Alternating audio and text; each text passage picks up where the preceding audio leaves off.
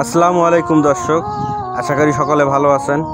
আমরা চারজন যাচ্ছি আনন্দনগর পিকনিক স্পটে, আর এখানে যাচ্ছি একটু শ্যুট নেওয়ার জন্য। আর আমরা ইতিমধ্যে পৌঁছে গেলাম আনন্দনগর গেটে, দেখতে পাচ্ছেন অনেক সুন্দর। আর এখন টিকিট কাটার পালা, টিকিট কেটে আমরা ভিতরে প্রবেশ করব। একটু সামনে দেখানোর চেষ্টা করতেছি, দেখেন কত সুন্দর জায়গা। আর ইতিমধ্যে আমরা টিকিট কেটে ভিতরে প্রবেশ করছি। আর ভিতরে প্রবেশ করে দেখেন কত সুন্দর লাভ সিস্টেমে কত সুন্দর গেট তা তৈরি করছেন। আসলে জায়গাটা অনেক সুন্দর, দেখার মতো।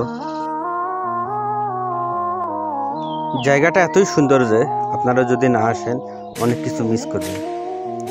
দেখেন আমরা গুটি গুটি পায়ে সামনের দিকে এগিয়ে যাচ্ছি।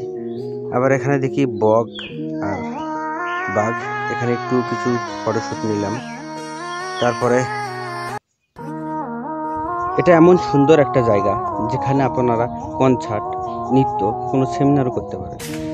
তবে সবচাইতে ভালো হইতো আমরা রংপুরের যত কন্টেন্ট ক্রিয়েটার আছি এখানে এসে যদি একটু আনন্দঘন মুহূর্ত কাটাতে পারতাম, কতই না ভালো হতো। যাই হোক, ওখান থেকে নেমে একটু আসলাম। দেখেন জায়গাটা কত সুন্দর।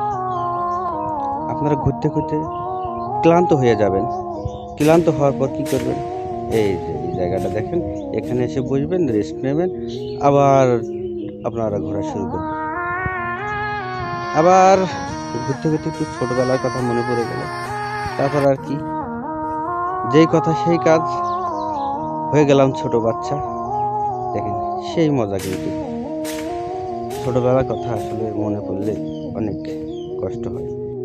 দেখছেন এত সুন্দর জায়গা, আমাদের আবার গাডু মাস্তান মোবাইল চাপতেছে। বাহ, কি সুন্দর একটা জায়গা, মনটা ভরে যায় জায়গাটায় আসলে।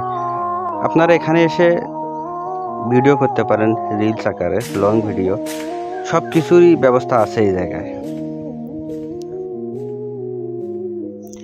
এখন আসল কথায় চলে আসি। আপনারা যেভাবে আসবেন বলতেছি, পীরগঞ্জ থেকে আপনারা সোজা আসবেন খালাসপীর। খালাসপীর থেকে 2 কিলোমিটার কাদিরাবাদ।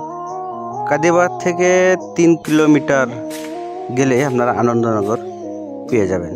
আবার যদি আপনারা আসতে চান নবাবগঞ্জ বিরামপুর থেকে, তাহলে আপনারা আসবেন আগে বিরামপুর থেকে নবাবগঞ্জ, নবাবগঞ্জ থেকে কাজদাও ব্রিজ, কাজদাও ব্রিজ থেকে আপনারা আসবেন হচ্ছে মুনাইল, মুনাইল থেকে খালাসপীর, খালাসপীর থেকে মাত্র 5 কিলোমিটার যদি আপনারা যান আনন্দনগর পেয়ে যাবেন।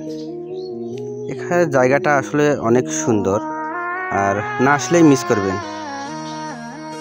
যাই হোক, আজকের মতো বিদায় নিচ্ছি। আর আপনারা যারা আমার সঙ্গে ছিলেন, কোনো ভুল ত্রুটি থাকলে ক্ষমা করে দেবেন, আর আমার পাশে থাকবেন, দোয়া করবেন। আর সবার জন্য অনেক অনেক দোয়া ও ভালোবাসা। আল্লাহ হাফেজ।